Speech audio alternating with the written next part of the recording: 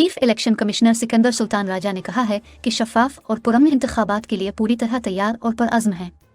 कौमी voters day पर chief election commissioner Sikandar Sultan Raja ने अपने पैगाम में कहा है कि इलेक्शन कमीशन अपनी तमाम आईनी और कानूनी जिम्मेदारियों से बखूबी आगाह है, शफाफ और पुरअमन इंतखाबात के इनेकाद के लिए पूरी तरह तैयार और परअज़्म है।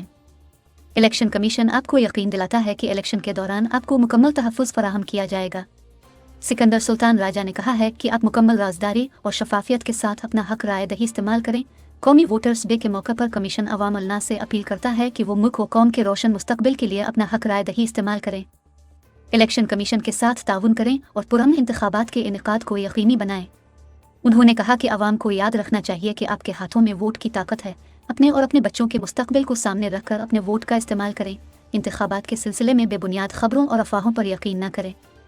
चीफ इलेक्शन कमिश्नर ने कहा है कि अवाम से अपील है वो इंतखाबी अमल में भरपूर हिस्सा लें, ये अवाम का हक भी है और कौमी फ़र्ज़ भी।